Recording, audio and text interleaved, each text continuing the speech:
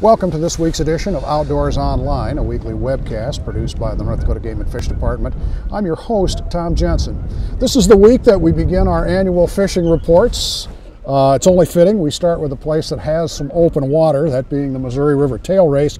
Dave Fryda is the fisheries supervisor in Riverdale, manages the Missouri River system basically from the Montana border all the way down to Stanton. So he's got lakes and rivers as part of his district.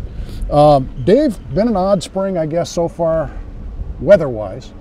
They all seem to be odd at some extent. So, well, we've had warm weather. We've had temperatures in the 70s. We've had snow and wind and everything else. Yep. Dave, your district is probably affected more than any other district by snowpack, by that mountain snowpack, I guess, especially Lake Sakakawea. How has that been this year? Well, we rely both on mountain snowpack and plains precip. They're both kind of critical. You know, mountain snowpack tends to drive us where we're going to be for the summer for a rise, but you know, typically we don't get the mountain snowpack in time for the spawning season. Right. To see that critical rise. That's a lot more dependent on plain snowpack, but as you know, both of those are pretty poor this year. Mountain snowpack is not very good.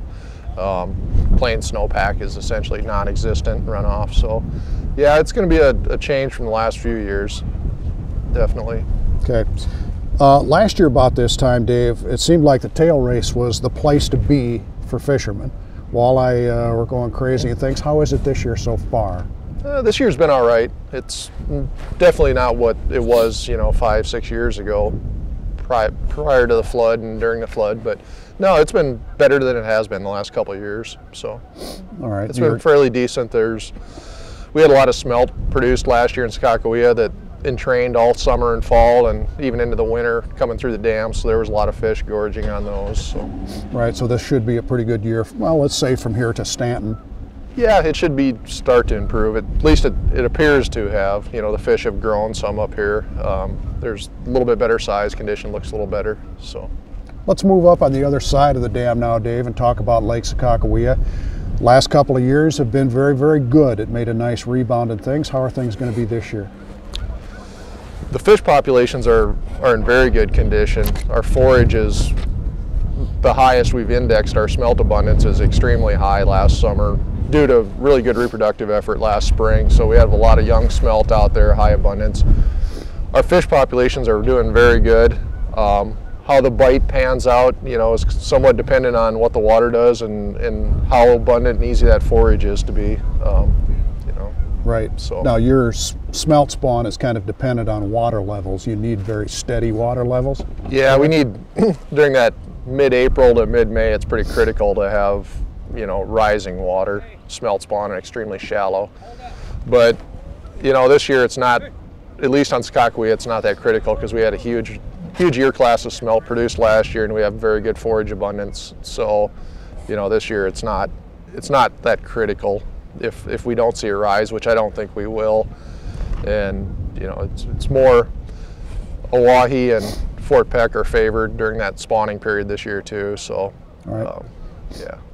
You've got a very wide variety of species in your district, Dave, and let's go through them one by one and talk about them. Let's start with walleye. Our walleye population is very strong in Sakakawea right now. It's very high abundance, probably I think around the fourth or fifth highest abundance we've documented since since our surveys began post dam. A lot of fairly young year classes that are very strong, 2010s and 11s. There's going to be a lot of fish in the 14 to 17, 18 inch range. A very, very high abundance of those fish in the system right now, and they're in good condition. So there should be a lot of fish available, you know, that are that desirable harvest size for anglers. Sure. Starting to see some monster northern pike in Lake Sakakawea. Yeah, we're seeing some better size structure from those 09s. We haven't seen the real boom in real top end pike like we did on Oahe, but yeah, they're growing. They haven't grown as fast as they did on Oahe. we also have a bunch of young pike coming up too. It appears from the last year or two we had another reproductive effort. So there's small pike mixed in too, but overall our pike abundance is very good. Perch seemed like they made a nice comeback on Lake Sakakawea. They even provided a little bit of forage for a while. Yeah, perch on Sakakawea and pretty much the entire Missouri River system, that's kind of what you got to look at them as. They're just forage. They never do attain large enough sizes really to be attractive to anglers. So, you know, again, after the water came back in '09, we had a big pulse of yellow perch. They came on pretty strongly, and they've really been cropped down though the last few years. They, you know, the forage, or they've ate them down. The predators have. So we did see a pretty good reproductive effort last year, so there'll be another little boost to those coming along. Dave, one species that kind of gets a little bit overlooked on Lake Sakakawea and doesn't get a lot of fishing pressure is smallmouth bass. Yeah, we had very good smallmouth, you know, for the last 15 years essentially, or more. They took a little bit of a hit during the drought, but yeah, our smallmouth population's in good condition. A couple of years ago we had a real boom in large smallmouth bass caught by anglers. We didn't see quite as much of that the last couple summers, so, but overall the smallmouth population is still, yeah, very good. How about salmon? Do you have plans to increase stocking this year, keep it the same? Yeah, we're planning on 400,000 of 2 different sizes this spring, due to the increase in forage abundance and stuff too. Yeah. So would you characterize the salmon as strong, medium? You know, we really don't know. Last year was a tough year for salmon anglers. The bite. Not just on Sakakawea, but the entire Missouri River system. And in 2014 is really when the effects of 2011 kind of come home to roost, where most of what anglers should have been catching last summer would have been stocked in 2011, and we know they flushed through the dams heavily that year. So last year was an overall fairly tough year. The fish were very healthy and big, what was there. This coming year we should start crawling out of that, I would suspect. So things should start getting better. Habitat's there, forage is there. There's no reason they shouldn't be other than entrainment. So. All right. Any major alterations that you see to the lake or to the river this year? Not really. So should be a pretty good year overall. All right. So. I'm going to ask you the same question we ask every year, Dave, of all the fisheries supervisors. If you could take a day off, go fishing, where would you go in your district and what would you do? Well, right now, like usual, I'd try for a pike on Sakakawea, but right now we're in between. Yesterday was my last day on the ice. I'm not going back out there, and we just don't have enough open water right now on Sakakawea. So, but yeah, I'd definitely be targeting pike for the next few weeks. All right, so. Dave, thanks. Now we head straight south from the tail race, visit with Paul Bailey. Paul is the district supervisor for the South Central District. Paul, the lower portion of the Missouri is part of your district. You've obviously already got some fishing activity going on down here. Right, yeah, anglers are always ready to hit the water in the spring on the Missouri River system as soon as the ramps are clear, and most of our ramps are good to go right now, and anglers are certainly having at it. All right, let's talk about the river itself, Paul. In the years past, we've had some forage issues ever since the flood. Where are we at on that? Yeah, basically we're still dealing with some of the forage issues that are stemming from the 2011 flood, where we lost a lot of the smelt through Lake Oahe, which are a really important forage fish item in the lower portions of Lake Oahe, and that also impacted our warm water forage fish production that is our primary forage base in the North Dakota portion of Lake Oahe and the Missouri River above it. The good news out of Lake Oahe is last year we saw really good warm water forage fish production. A lot of what we call young of the year, or about 3-inch long white bass and black crappie especially, but we also saw good numbers of yellow perch, some freshwater drum. So I think anglers noticed that end of last summer into the fall, that the fish in Lake Oahe got a lot plumper than they have been in recent years. So that's the really good news, that a lot of those fish that were struggling in that 13 to 15-inch range are now getting up into that 15, 16, 17-inch range, which a lot of our anglers are a lot happier with. So that's the good news as far as our forage is concerned. The bad news is that we haven't seen a lot of forage fish recovery in the Missouri River between Garrison Dam and Lake Oahe. By smelt now you're talking about? Well, that would be more of our warm water forage fish also. The smelt are a big player, the smelt that are trained through Garrison Dam obviously are a big player as far as providing forage in the tail race. But once you get down to Stanton, down to the headwaters of Lake Oahe, we're still relying on more of our warm water forage fish production, your emerald shiners, spot-tail shiners, and then the fish that are reproduced that year from, you know, small short-head red horse, white suckers, those sorts of things. And we've really been struggling with forage fish reproduction in what we call the Garrison Reach of Lake Oahe, or Garrison Reach of the Missouri River between Garrison Dam and Lake Oahe. Basically, we're still dealing with the major habitat changes that occurred during the flood of 2011, where we lost a lot of our really productive backwater habitats and side channel areas that are really important for forage fish production.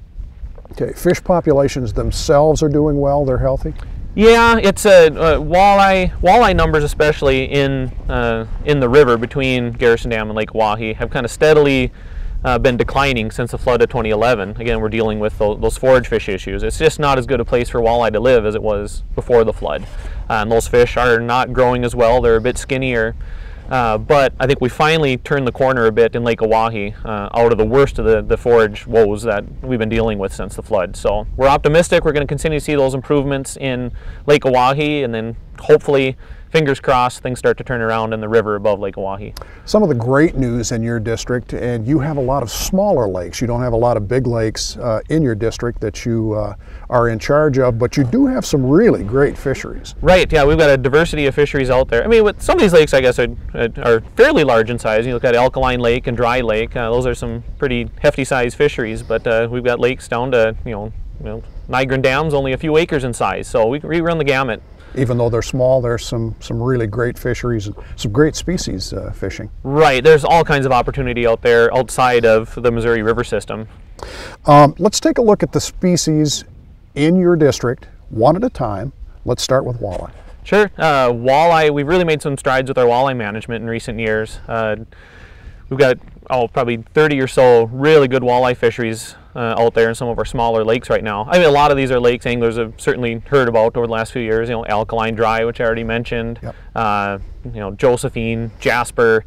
Lots of good opportunity out there. But there's more walleye lakes popping up on the landscape all the time. We've been stocking them fairly aggressively in the last few years. So I guess keep your ears open, because there's bound to be some new walleye fisheries popping up this year as well. Right, obviously the stocking reports are available either in the March-April issue of the North Dakota Outdoors magazine or on the website. Right, that's always a great place to start, and well, anglers find out about a hot walleye bite. Do your homework. Right. Yep. All right, let's move on to northern pike.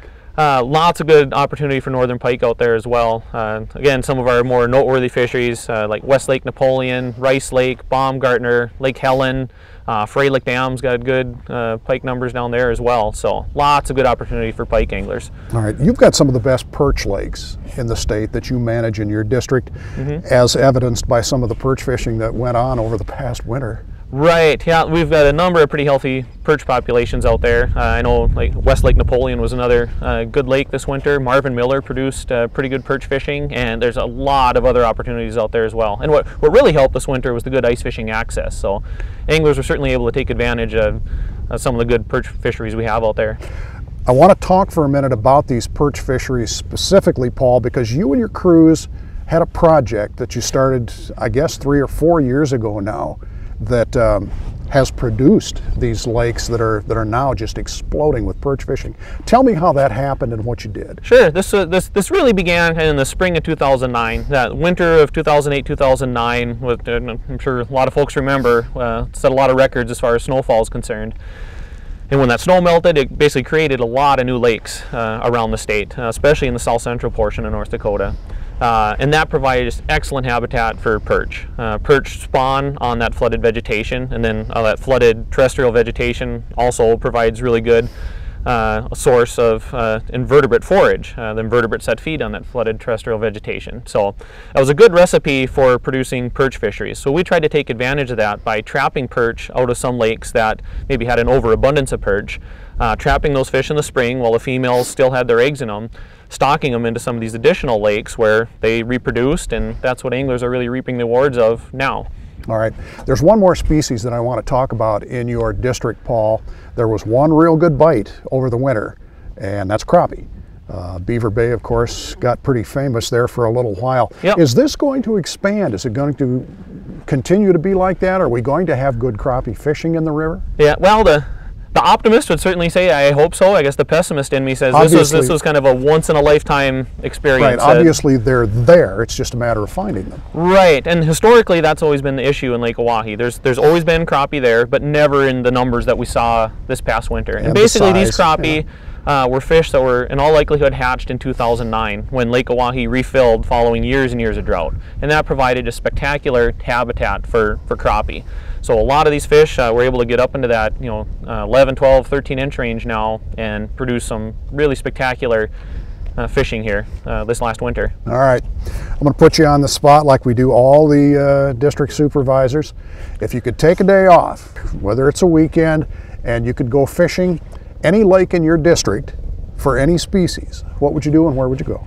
Well, I'd be really tempted to find some open water on Lake Oahe along the shoreline now and see if I could hook some big pike, because Lake Oahe's got a spectacular year class of pike that was formed in 2009, and a lot of those fish are in that 15 to 18 pound range right now. So numbers aren't spectacular, but the sizes of fish is really, really good out there right now. Paul, thank you.